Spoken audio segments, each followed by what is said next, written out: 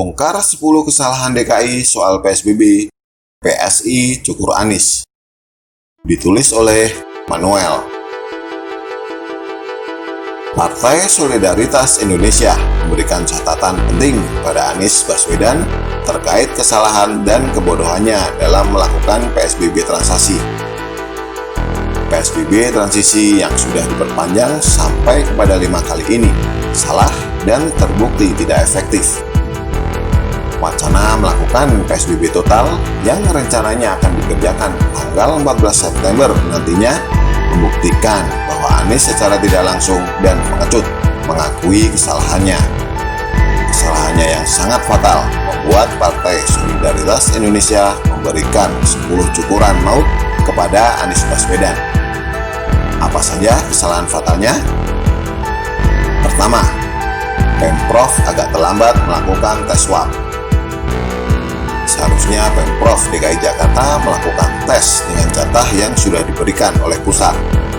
Namun demikian, mereka tidak melakukannya dan berdalih bahwa akan dilakukan secara jangka panjang, sehingga penggunaannya akan dibuat bertahap. Bagi saya, ini adalah alasan konyol yang tidak masuk akal. Justru seharusnya warga diswab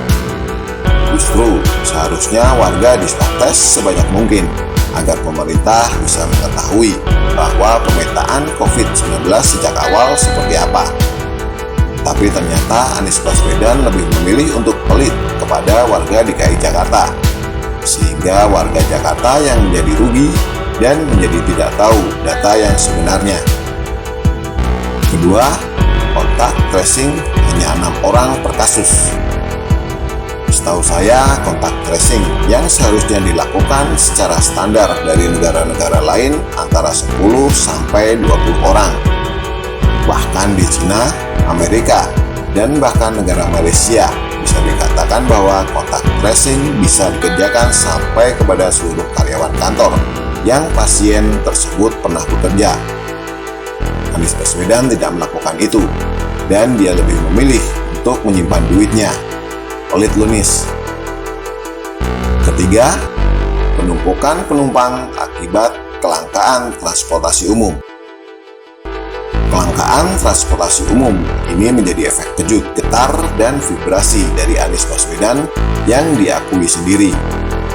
Partai Solidaritas Indonesia mengancam akan hal ini kemungkinan besar klaster transportasi umum akan muncul karena kebijakan Anies Baswedan yang bodoh ini. Semakin sedikit transportasi umum yang dikeluarkan, akan semakin padat para penumpangnya, sehingga potensi penyebaran virus COVID-19 di transportasi umum mudah terjadi. Keempat, memberlakukan ganjil genap. Bayangkan saja, sudah membatasi jumlah armada transportasi umum. Orang ini masih memberlakukan ganjil genap. Jadi, kepadatan penumpang di transportasi umum akan makin tinggi. Kemudian klaster-klaster baru pun muncul karena satu mobil nomor ganjil atau genap yang sesuai dengan tanggalnya dipakai oleh orang yang mungkin tidak kenal satu sama lainnya.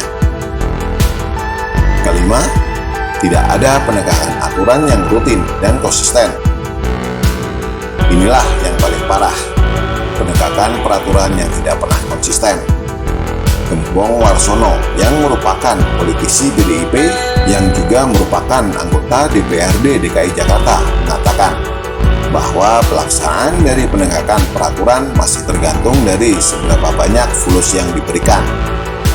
Dia mengatakan bahwa masih banyak kong kali kong yang terjadi antara pemilik kafe dengan penegak hukum DKI Jakarta. Jadi aturannya masih sesuai dengan berapa bayarannya ternyata. Keenam, tidak menyediakan tempat khusus isolasi bagi OTG. Untuk alasan keenam ini, sepertinya saya agak kurang paham dengan PSI. Orang tanpa gejala yang didiagnosa positif sepertinya tidak perlu melakukan isolasi di tempat khusus. Mereka bisa melakukan isolasi semandiri di rumah masing-masing. Tapi sepertinya PSI DKI Jakarta memahami bahwa OTG di Jakarta kebanyakan bandel. Dan seharusnya Anies Baswedan tahu akan karakter dari pemilihnya yang OTG, sehingga bisa dibuatkan tempat isolasi khusus bagi orang yang tanpa gejala. Ketujuh, banyak kasus positif di lingkungan kantor Pemprov atau pelayanan publik. Anies Baswedan pernah mengundang wartawan saat pandemik COVID-19 di balai kota tanpa melakukan jaga jarak. Saya dari awal sudah curiga bahwa sebentar lagi orang-orang yang berada di Pemprov DKI bisa tertular. Dan ternyata mereka tidak bisa menutupi fakta bahwa pegawai-pegawai Pemprov kena COVID. Kedelapan, sering memberikan kebijakan yang membingungkan atau kontradiktif.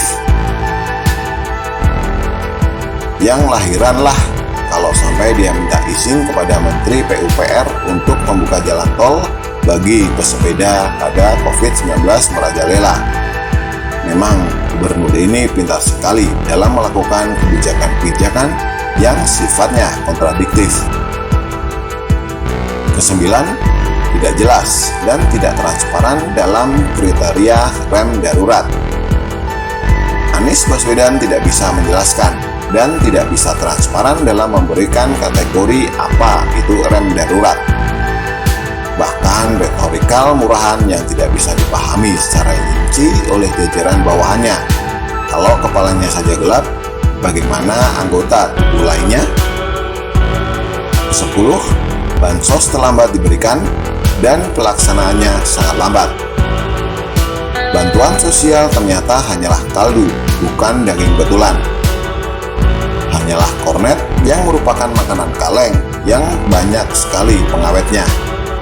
Sungguh-sungguh saya tidak bisa memahami bagaimana Anies Baswedan mengatakan bahwa dirinya merupakan orang yang berpihak kepada wong cilik. Dia adalah gubernur Taipan yang bawahannya memberikan pelayanan super dan premium kepada Joko Chandra. Dari 10 analisis ini, saya melihat bahwa mayoritas tepat sasaran. Partai Solidaritas Indonesia dengan rinci bisa menjelaskan kesalahan-kesalahan Gubernur Anies dari pelakuan PSBB yang gagal 5 kali. Begitulah gagal-gagal.